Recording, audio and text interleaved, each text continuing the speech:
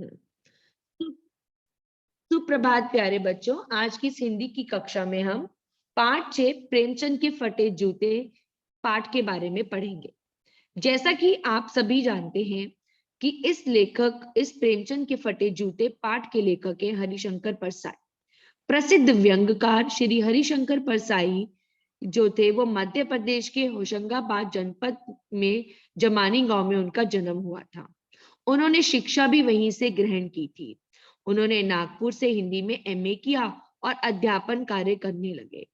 उन्होंने जबलपुर से वसुधा पत्रिका का प्रकाशन किया, जिसकी काफी सराहना भी हुई थी। अब हम उनकी शैली के बारे में जानते हैं। हरिशंकर परसाई ने सरस और सरल भाषा में व्यंग्यात्मक शैली में लेखन कार्य किया है। व्यंग्यात्मक अर्थात उन्होंने अपने व्यंग्यों द्वारा समाज की कुरीतियों पर कटाक्ष वर्णन किया है। उनकी भाषा में हिंदी, उर्दू, अंग्रेजी शब्दों का प्रयोग किया गया है। शब्दों का प्रयोग उतनी कुशलता के साथ किया गया है कि भाषा पाठक के मन को छू जाती है। जैसा ये पाठ हमने पढ़ा, जिस पाठ में दिखावे की प्रवृत्ति पर व्यंग किया गया है, तो ये पाठ हमारे मन को छू गया है। उनकी हास्य एवं व्यंग्यात्मक शैली पाठक को और भी रुचि प्रदान करती है। अब हम पढ़ेंगे इस पाठ के विषय में। प्रस्तुत पाठ में हमने सुप्रसिद्ध साहित्यकार प्रेमचंद जी की वेशभूषा और उनके जूतों के माध्यम से एक और जहां प्रेमचंद के सादगीपूर्ण उच्च विचार को पाठकों के सामने उन्होंने प्रस्तुत किया, वही बताया कि समाज की स्वार्थपरता, अवसरवादिता, दिखावटीपन, दोगला चरित्र, धोखेबाजी की प्रवृत्ति किस प्रकार उन्होंने उस पर व्यंग किया है। फोटो में प्रेमचंद के जूतों को देखकर लेखक को ऐसा लगता है कि वे सामाजिक बुराइयों से लड़ते लड़ते उनके जूतों की हालत ये हो गई है। इस पाठ में हरिशंकर परसाई ने दिखावटी समाज की ओर व्यंग किया है कि किस प्रकार पर्दे को छुपाने के कारण वे अपनी जान तक गंवा देते हैं, पर्दे पर कुर्बान हुए जा रहे हैं। लेखक के सामने देखिए, ये चित्र देखिए प्रेमचंद जी का। लेखक के सामने प्रेमचंद्र का एक फोटो है जिसमें वे अपनी पत्नी के साथ बैठे हुए हैं।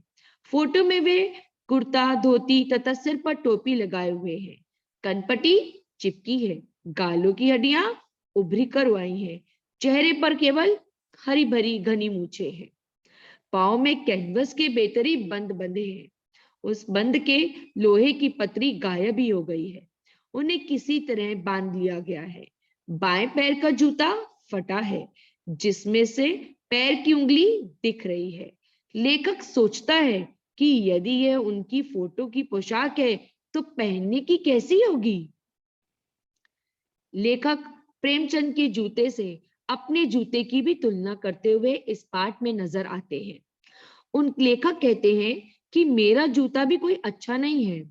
ऊपर से अच्छा दिखाने का जूता है, लेकिन नीचे का तला घिसा हुआ है। अंगूठा घिसकर लहूलुहान हो गया है। तला घिसते घिसते पूरा पंजा भी घायल हो जाएगा, पर उंगली नहीं दिखेगी। लेखक फोटो की ओर इशारा करते हुए कहते हैं कि हे मेरे लेखक, हे हिंदी साहित्य के महान साहित्यकार, तुम्हारा पांव सुरक्षित है पर उंगली दिख रही है।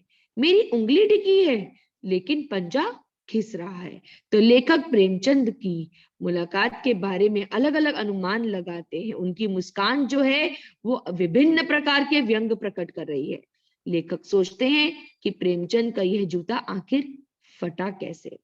लेखक अनुमान लगाते हैं कि शायद तुम्हारी ये उंगली जो इशारा कर रही है, तुम जिसे घृणित समझते हो, उसे तुम हाथ से नहीं पैर की उंगली से इशारा करते हो।